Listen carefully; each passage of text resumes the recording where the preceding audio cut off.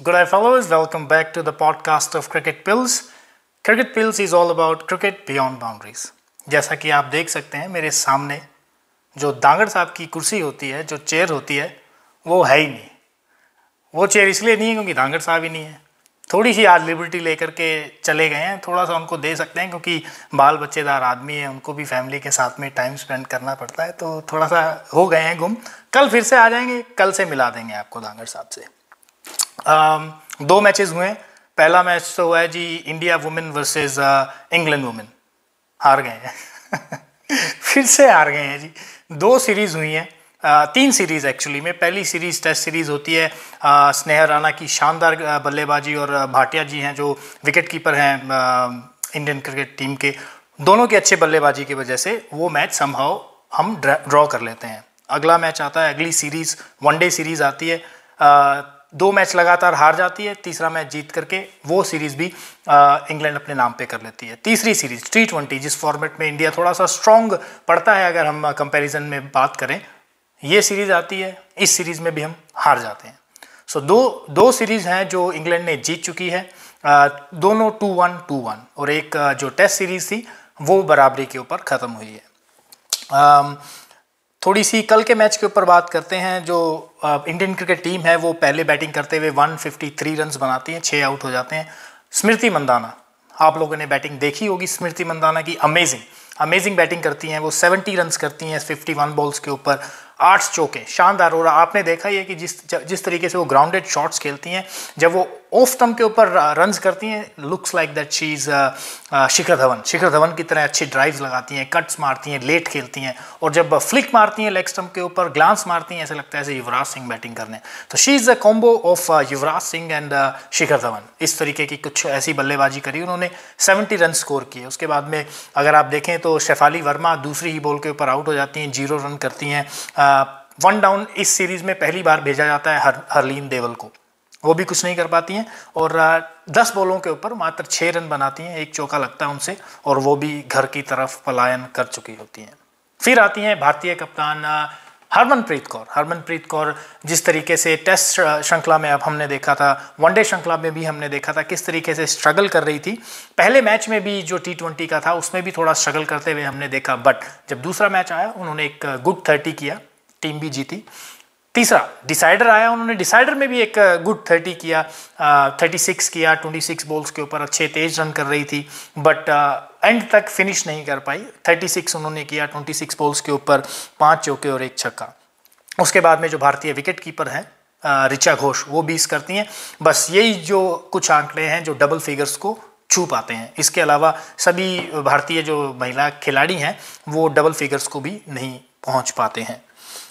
जो best bowler रहती हैं इंग्लैंड की टीम से वो है एक्लिस्टन।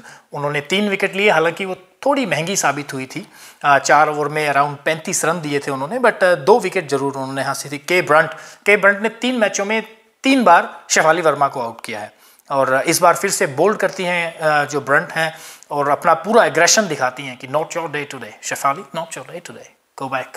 तो वो उनको पेविलियन का रास्ता दिखा दिया जाता है। उसके बाद में इंग्लैंड वुमेन आती हैं बैटिंग करने के लिए। टिमी बॉमन, जिन्होंने की पूरी श्रृंखला में अच्छी बल्लेबाजी करी है, आपने देखा होगा लास्ट के मैच में भी आई गेस हम 70-75 रन उन्होंने किए थे, अच्छी बल्लेबाजी करी थी, बट इस मैच में फेल हो जाती हैं। दीप्ति शर्मा LBW उनको करती हैं। उसके बाद में जो डैनियल वेट है वो, और जो स्कीवर बॉल से भी अच्छा करती हैं, बैट से भी अच्छा करती हैं, अच्छी स्विंग करती हैं, उनके पास में स्लो वंस भी हैं, और जब बैटिंग करने आते हैं उनके पास में सभी तरीके के शॉट हैं। तो मुझे लगता है जो स्कीवर हैं वो इंग्लैंड टीम की हार्दिक पांड्या हैं, बेन स्टोक्स हैं, या जो भी आप एंड्रयू फ्लिंटॉफ हैं, जो भी आपके जहन में ऑलराउंडर आता है वो है इंग्लैंड टीम की। हैदर नाइट आती हैं, सिर्फ औपचारिकताएं पूरी करने के लिए आती हैं, क्योंकि एक ऐसी अच्छी तगड़ी साझेदारी लगती है अराउंड 100-110 रन की स्कीवर और वैट के बीच में। दोनों पूरी तरीके से इंग्लैंड की टीम को एक ऐसी परिस्थितियों में पहुंचा देती हैं जहां पर इंग्लैंड हार नहीं सकती है। जब स्कीवर आउट होकर के जाती हैं तब हैदर नाइट कैप्टन आती हैं, 6 रन बनाती हैं और अपनी टीम को ले जाती हैं जीत के ऊपर। जो मैन ऑफ द मैच है वो डानियाले वैट ही जाती हैं और इस तरीके से सीरीज़ को अपने नाम करती हैं। अब आता है जी match Australia versus West Indies. पहले ही वेस्ट इंडीज़ ने 3 मैचों से ये सीरीज़ जीत ली है, जो 3-0 कर दिया था। चौथा मैच था, हालांकि कुछ खास बचा नहीं था क्योंकि अब ज़्यादा से ज़्यादा 2 मैचेस जीत सकता था ऑस्ट्रेलिया, बट फिर भी जो सीरीज़ है वो वेस्ट इंडीज़ अपने नाम कर चुका है ऑलरेडी।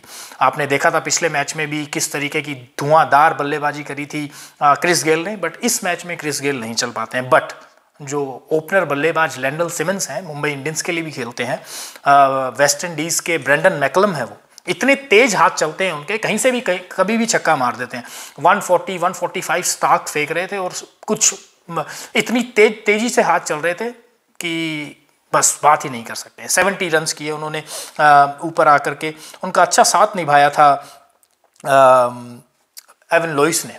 14 गेंदों के ऊपर 31 करते हैं, अच्छी एक पारी लगती है। बट चलिए शुरू से थोड़ा संक्षेप में बता देते हैं। ऑस्ट्रेलिया टॉस जीत करके पहले बैटिंग करता है, 189 रन का टारगेट सेट करता है।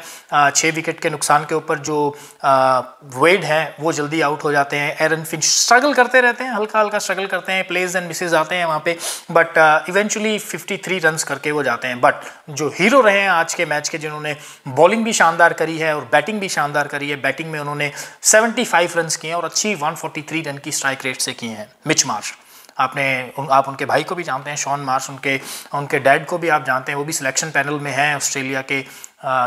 Chef Marsh, something like that, I don't recall his name, but Mitch Marsh हैं, वो आते हैं, 75 रन्स करते हैं और एक ऐसे सम्मानजनक स्कोर के ऊपर पहुंचा देते हैं अपनी टीम को जहां से एक तगड़ी टक्कर मिल सकती है। ऑल्दो अब इस श्रृंखला में जितने भी रन्स किए हैं ऑस्ट्रेलिया ने चेज किया है, वेस्ट इंडीज़ ने वो चेज किया है। नीचे आकर के सिर्फ एक क्रिश्चियन है जो कि एक आधी उनको फुल टॉस मिल जाती है, एक आधी उनको बाहर मिल जाती है, तो वो चौका छक्का लगा देते हैं और समहाउ उनका जो योगदान रहता है, उनका जो कंट्रीब्यूशन रहता है वो 22 रन का रहता है। 190 रन चेस कर रही है वेस्ट इंडीज़ की टीम। ओपन के लिए आते हैं लैंडल सिमंस और एवन लुइस। एवन लुइस तो जी पागल ही हो जाते हैं, आते ही इधर दे उधर दे, चौके छक्के। उन्होंने शानदार शुरुआत दी थी, जिस तरीके की शुरुआत एक्चुअली में चाहिए थी वेस्ट इंडीज़ को, उसी तरीके की कुछ शुरुआत दी गई थी। 31 रन करते हैं, 4 चौके 2 छक्के लगाते हैं। लैंडल सिमंस 72 करते हैं 48 के ऊपर, 10 चौके और 2 छक्के लगाते हैं। शुरुआत अच्छी मिल जाती है। पहला जो विकेट है एवन लुइस के रूप में 62 रन के ऊपर जाता है। तब तक ऐसा लग रहा था कि ये मैच तो जी आसानी से जीत जाएगी वेस्ट इंडीज़ भी। कुछ कर कुरा करके गेल भी आउट हो जाते हैं। उसके बाद में आंद्रे फ्लेचर को मौका मिलता है हेटमेयर की जगह। हेटमेयर नहीं खेले इस मैच में, हालांकि मुझे लगता था हेटमेयर को भी खिला ही देना चाहिए क्योंकि अच्छे रन में है वो, अच्छी फॉर्म में है वो, रन्स भी करके आए हैं। पिछले मैच में भी उन्होंने ताबड़तोड़ बल्लेबाजी करी है। मुझे लगता था कि इस मैच में भी खिलाना चाहिए था, बट आई गेस कि जो वेस्ट इंडीज़ टीम है वो भी पूरी तरीके से प्रिपरेशन में लगी हुई है वर्ल्ड कप की, तो वो भी अपने जितने भी उनके ऑप्शंस हैं वो एक्सप्लोर कर रहे हैं। फैबियन एलन को भी वो खिला रहे हैं, आंद्रे फ्लेचर को। वैसे तो ओपनर बैट्समैन है आंद्रे फ्लेचर, बट उनको डालते हैं मिडिल ऑर्डर में, कुछ नहीं कर पाते हैं, मात्र 6 रन बनाते हैं। 14 गेंदों के ऊपर 1 चौका लगता है उनसे और समहाउ वहीं पे ही मैच खराब हो गया था थोड़ा सा। बट जब तक निकलेस पूरन नीचे आने वाले हैं, जब तक नीचे फैबियन एलन आने वाले हैं और सबसे तकड़े रसल मसल जब वो पड़े हैं, तब आपको किस चीज़ की ज़रूरत है। तो रसल एक्चुअली में मैच जिताने वाले जो प्लेयर हैं, आज उन्होंने थोड़ा सा मैच हरा दिया है। लास्ट ओवर तक मैच जाता है, 1 ओवर में 11 रन चाहिए होते हैं। बॉल हाथ में होती है मिचेल स्टार्क के। मिचेल स्टार्क ने, आपने देखा होगा, पहले 2 मैचेस में अपने करियर के सबसे एक्सपेंसिव फिगर्स में गए थे वो, बट जब तीसरा मैच आया उन्होंने 4 ओवर में 15 रन देकर के 1 विकेट लिया, तो अपने ही करियर के बेस्ट में भी चले गए। इसी 3 मैचेस में वो अपने करियर के मोस्ट एक्सपेंसिव बॉलर भी बनते हैं और मोस्ट रीजनेबल बॉलर भी बनते हैं। अपने बेस्ट फिगर्स भी वो प्राप्त करके जाते हैं, अचीव करके जाते हैं। तो पहली बॉल डॉट, दूसरी बॉल डॉट, तीसरी बॉल डॉट, चौथी बॉल डॉट, 5वीं बॉल डॉट। छठी के ऊपर रसल छक्का लगा करके थोड़ा सा जो है हंकी डोरी कर देते हैं माहौल को, बट जीत नहीं पाते हैं। तो जीत नसीब हुई है ऑस्ट्रेलिया के खाते में। चौथा मैच खेल रही थी, चौथे मैच में जाकर के कहीं एरन फिंच की इस टीम को जीत नसीब हुई है। तो ये था जी ऑस्ट्रेलिया वर्सेस वेस्ट इंडीज़ का भी जो लेखा जोखा था, वो भी आपके सामने रख दिया गया। 2-3 बड़ी खबरें हैं।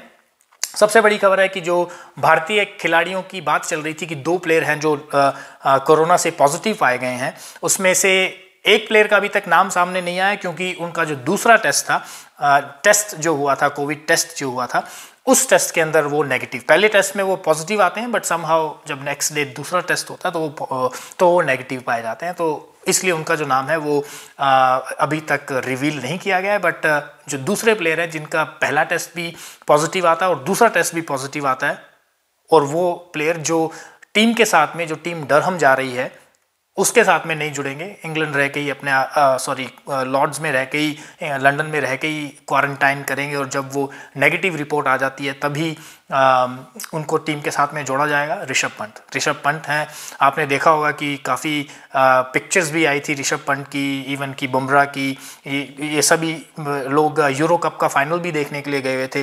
कुछ फैंस ने भी ऋषभ पंत से एक रिक्वेस्ट की थी सेल्फीज़ वगैरह की, सेल्फीज़ भी उन्होंने खिंचाई है। उसकी सारी जो सेल्फीज़ हैं जिन बंदों के साथ में वो भी सोशल मीडिया के ऊपर पड़ी है। तो आई गेस कि जो इंटरेक्शन उनका हुआ है लोकल लोगों के साथ में, चाहे वो इंडियन लोग हों चाहे वो कोई भी हो, उन लोगों के साथ में इंटरेक्शन होने के कारण जो ऋषभ पंत को कोरोना का कहर भर पा गया है। और ऋषभ पंत वो हैं जो इंडियन टीम के सबसे इंपॉर्टेंट बल्लेबाजों में से एक हैं और विकेट कीपिंग भी करते हैं। और ऋषभ पंत का जो ऑप्शन है, उनकी जगह जो विकेट कीपिंग कर सकते हैं वो है Wriddhiman Saha. But I guess कि उसकी ज़रूरत नहीं पड़ेगी क्योंकि still a fair way to go है। तब तक ऋषभ पंत ठीक हो जाएंगे, और ठीक हो जाएंगे तो वो टीम के साथ में फिर से जुड़ जाएंगे। अश्विन, मैच हो रहा था जी समरसेट वर्सेस सरे की टीम में खेलते हैं, अगेंस्ट समरसेट वो खेल रहे थे। पहली इनिंग होती है, पहली इनिंग में ना तो अश्विन के रन्स आते हैं ना अश्विन की विकेट्स मिलती है, मतलब एक विकेट मिलती है, but that's all about it. फिर जब दूसरी इनिंग आती है, दूसरी इनिंग में अश्विन ने 6 पर लिया है। कल मैच खेलते हुए अश्विन ने अच्छी गेंदबाजी करी, 6 विकेट लेते हैं, सरे के साथ में खेलते हैं अश्विन, और वो भी अपनी छुट्टियों के ऊपर जा सकते थे जिस तरीके से विराट कोहली और बुमराह और सब लोग गए हैं। बट उन्होंने कहा कि नहीं, मैं जो इंग्लैंड की कंडीशंस हैं उसको और एक्सप्लोर करूँगा, और इस जो भी ये पूरा एक्सपीरियंस मिलेगा उसको यूज़ करूँगा अपने आने वाले 5 मैचों की इंग्लैंड इंडिया की श्रृंखला में। तो ये था जी आज सबका लेखा जोखा। डांगर साहब को मिस किया गया है, कल हमारे साथ में वापस जुड़ जाएंगे। जैसा कि आपको बताया कि फैमिली मैन है वो, तो फैमिली मैन को तो थोड़ा सा मिस किया गया है आज। कल आएंगे, मिलते हैं कल। उससे पहले हम आपको अपील ज़रूर करना चाहेंगे कि अगर आप हमारे चैनल को देख रहे हैं तो लाइक कीजिए, सब्सक्राइब कीजिए, बेल आइकन का घंटा तो अभी नहीं मिलेगा क्योंकि हमने डाला ही नहीं है, तो आपको कहाँ से मिलेगा। तो आपको कहीं ना कहीं पे वो रेड बटन मिल जाएगा, उस रेड बटन के ऊपर क्लिक कीजिए, और हमारे जो मेरे और रवि के जो भी डिस्क्रिप्शंस हैं सोशल मीडिया के, वो भी आपको डिस्क्रिप्शन बॉक्स में मिल जाएंगे। तो अगर आपको हमें कुछ बात करनी है, कमेंट्स करने हैं, जाइए वहाँ पे, all it needs is a click, और आपको हमारी प्रोफाइल्स में सीधा एंटर हो जाएंगे। तो थैंक यू वेरी मच आप सबको। मिलते हैं कल रवि के साथ में। थैंक यू, नमस्ते।